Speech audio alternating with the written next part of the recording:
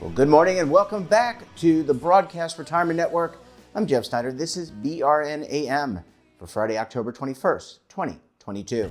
And our top story today, U.S. pensions are unlikely to face a UK-style crisis. Well, Doug, great to see you. Thanks so much for joining us on the program again this morning. I'm glad to be here. Thanks for having me, Jeff. Absolutely. And last, if I recall correctly, last time we chatted, we talked about pension liabilities, specifically for state and local governments, why that's important to understand when it comes to ratings.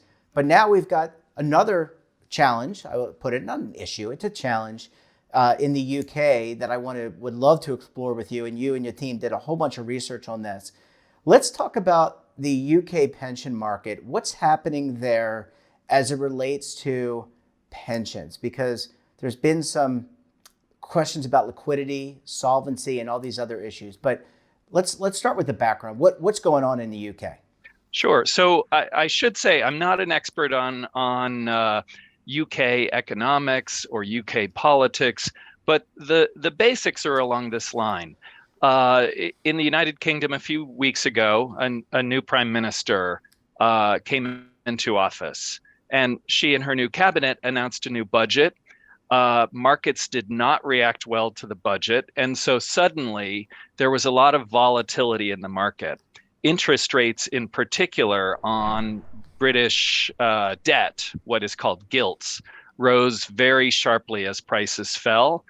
And that created a problem in the pension funds because the pension funds held assets in and derivatives that were linked to market rates. So as market rates rose sharply and quite suddenly, there were collateral calls on these derivatives, which forced the pension funds to put up assets. Now, pension funds in general, their goal is to hold on to and grow assets because they have promised benefits for retirees. So this was already very difficult, but these pension funds were dumping assets into a market that was already seeing a lot of assets for sale at very low prices. So there was a compounding effect that was potentially very dangerous for the overall market and rate situation in Britain. So needless to say, there have been multiple steps back by both the government, but also steps taken by the Bank of England to calm things. And obviously, it raises questions about what it means, the larger implications for retirees or for the sponsors of those pensions. But certainly for us in the U.S., watching it happen, it raises questions. Yeah, and thanks for that. And by the way, I'm not an expert economist, nor am I an expert on the UK system, but I think you did an amazing job summarizing that. Now, the UK pension funds use something called liability-driven investing, right, or LDI. What? Just for the audience and my benefit, I've been around pensions before, but LDI is not my area of expertise. What is liability-driven investing, and how does this correlate? There's a good investment word. How does this correlate to? So I can come up with words, but how does this correlate to what's happening with the gilt, the run on UK pensions? Right. The solvency question, the UK pensions, I'm sorry. Well, so pensions have the challenge of figuring out over time how to ensure that they have enough assets to pay retirement benefits. And the payouts of benefits are usually predictable. What is harder to figure out is how do you fund them over time? And funding them over time is going to take it's going to demand assets from somewhere. It's going to demand pay-ins from somewhere. A sponsoring corporation, for example, a government, the sponsor of the plan, as well as sometimes those who are going to receive the benefits. Liability-driven investment is one strategy that's intended to help a pension close its gap over time. But there are some wrinkles that are important in the Britain case, in the case of the UK pensions, that are important to recognize.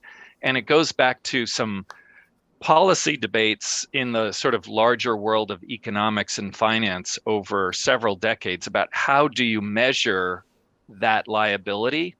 There are two camps.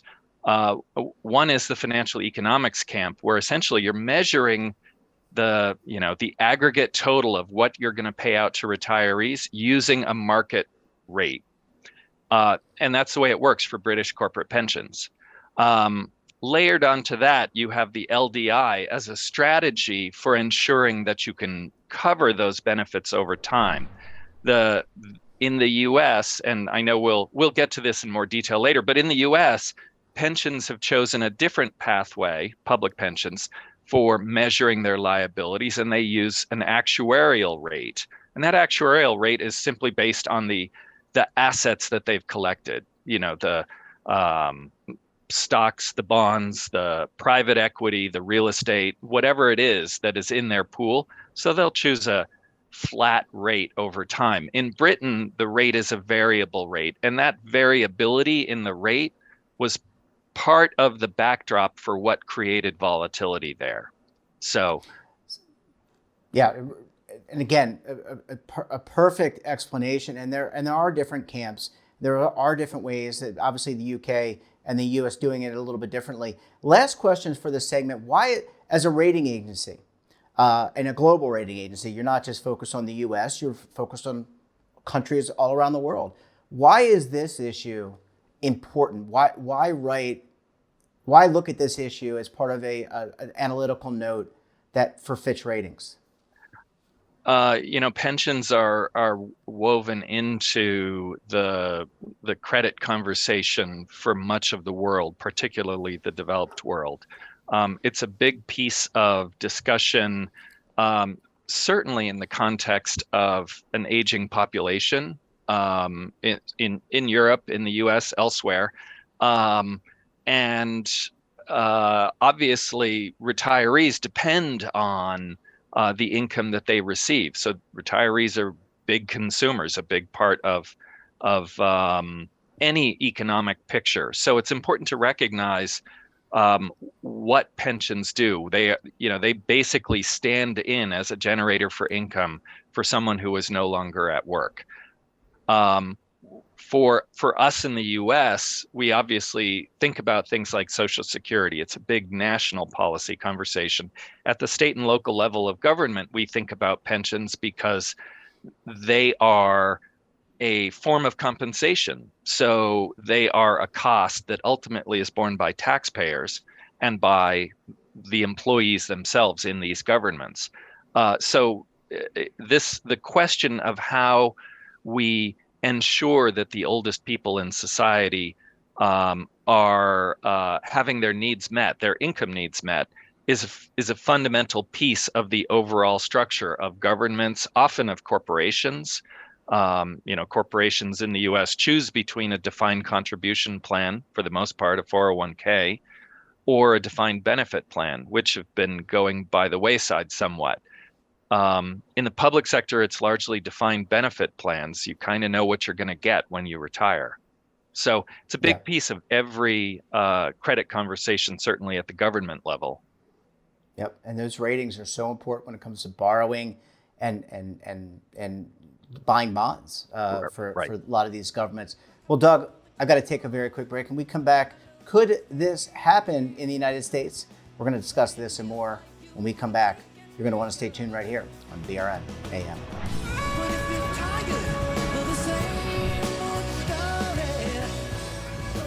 Imagine a new television network that will make you richer, healthier, and in control of your financial future.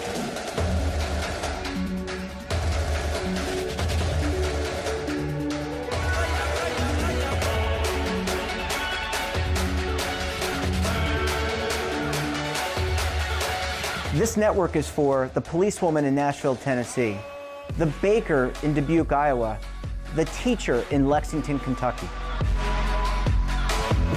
We want to make the idea of savings and retirement culturally relevant. But what do you see as a defining issue of the midterms? especially for the smaller businesses. I mean, they are the lifeblood of the American economy.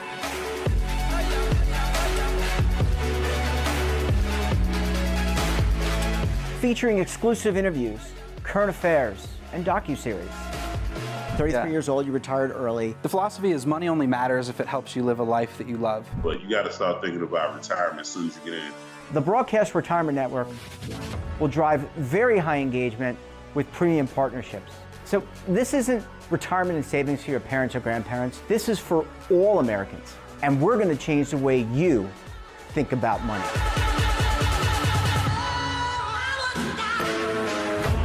Welcome to the next frontier of retirement and savings. This is BRN, the Broadcast Retirement Network. Are you over 50? Would you like to get up to 33% more income in retirement? Then call now for this free book, Annuity Do's and Don'ts for Baby Boomers. This free book reveals little-known secrets about annuity strategies that will help you make the right choices before buying an annuity. Call right now for your free book, and as a bonus, we'll also throw in a free annuity rate report, both absolutely free for calling Annuity General today. Call 800-504-8194. Well, Doug, thanks so much for staying with us. Great to have you back for segment 2 this morning. Nice to be here. All right, so I think you did a great job, not we. We did a great job of unpacking what is happening in the UK.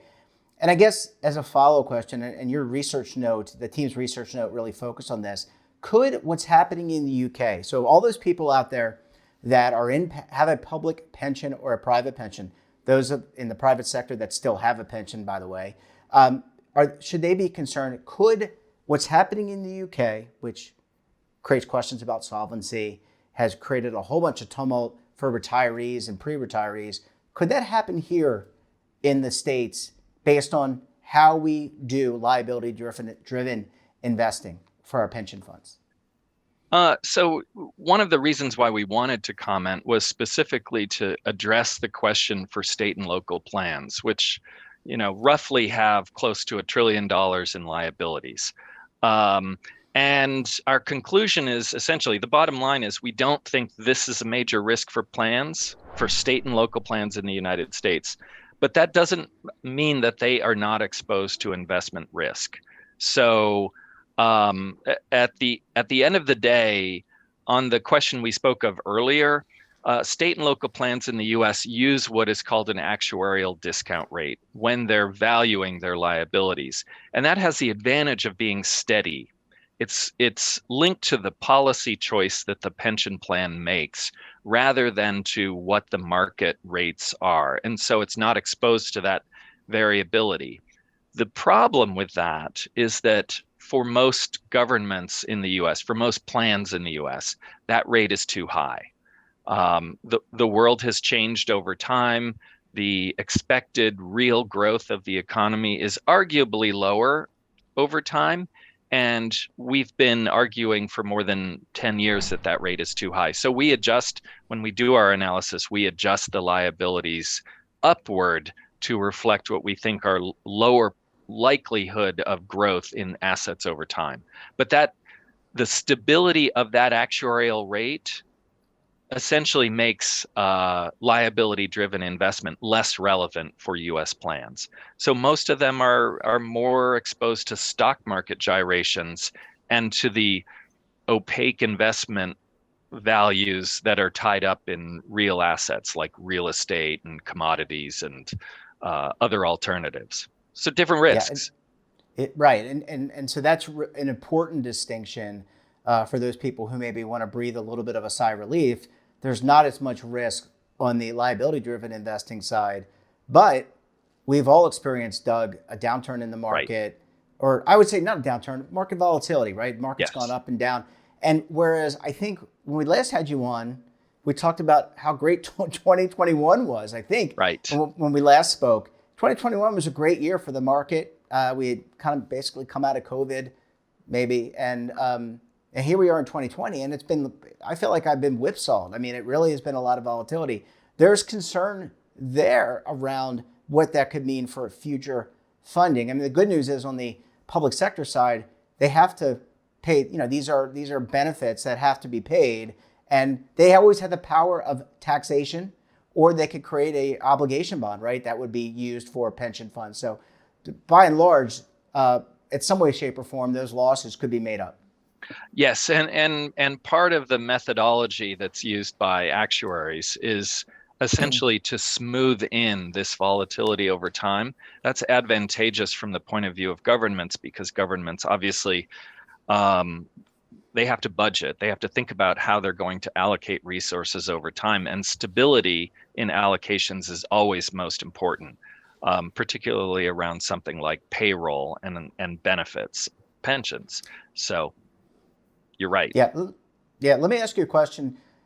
Could this, and I know your analysis was really focused on the U.S., but let me ask you, just generally speaking, you don't have to be an expert in Latin America, but could this issue that's happening in the UK find its way meandering into, we're an interconnected world. So people are buying bonds and buying securities in exchanges around the world. Could this happen in other areas of the world, like Latin America, Central America, Africa, et cetera, where they do have, developed nations do have similar pension systems?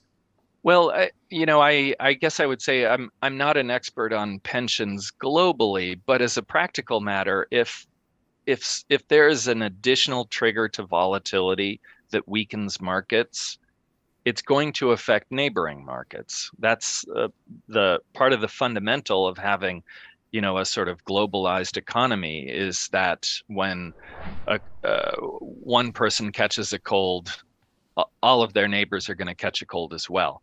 But the method by which they catch it in some ways may be distinct. So if the situation in Britain was having a broader effect on global confidence and on markets for debt, that could have had an impact on the U.S. markets for debt as well. It's difficult to say, and I'm speculating, but as a practical matter, then that could affect the performance of investment pools here over time as well. So it is important to recognize that in an interconnected world, all of this is meaningful to us as well as our neighbors. Yeah, Doug, last question. In terms of the follow-up to this report, what's next for the Fitch team? You always are looking at pension liabilities, but is there a special twist on this particular report? Is it something that you will continue to follow in addition to public pension liabilities? It's certainly something that we're watching. My colleagues in the sovereign group, my colleagues in the corporate group that follow the corporate sponsors of these plans are going to be watching very closely what it means for Britain. On our side, we're going to continue to focus on the performance of pension assets, public pension assets, and how this volatility translates into higher costs for government. It is something that is particularly meaningful, as Fitch, as well as many others, are forecasting a mild recession in the U.S. next year. And we're, as an analyst, I'm curious to see how does that play out in pension funded ratios and in the demand for contributions from taxpayers. Yeah, well, I certainly think that this is probably going to be a topic of discussion for a lot of those pension fund committees. I mean, you just can't help but talk about some of the current events that impact asset pools, and as you're managing those funds, it's important to know all that information. Well, Doug, we're going to have to leave it there. Great lesson. I feel like I just went to grad school in pensions and UK and US pensions. Really, thank you so much for stopping by, and we look forward to having you back on the program again very soon. Great. Thank you so much, Jeff. That wraps up this episode of BRN AM. Have a topic of interest, someone you think we should talk to, drop us a line. And don't forget, for all the latest curated news and lifestyle, wellness, finance, tech, entertainment, so much more all in one place, check out today's edition of our daily newsletter, The Morning Pulse. Want to search our archives, check out our latest content, or visit our website, and of course, our streaming partners. We're back again tomorrow for BRN Weekly. We'll be taking a look back at some of our best savings for the week. Until then, I'm Jeff Snyder. Stay safe, keep on saving, and don't forget, roll with the changes. Waiting here for take and drink of. But if you're tired of the same old Now is your opportunity to co-create content around any topic on the First Lifestyle and Wellness Network. Reach a global audience through our platform and co-own exclusive branded content. All of our programs are available on demand and also as audio-only podcasts, so you can take us on the go. Broadcast Retirement Network, available anytime, anywhere, and on any device.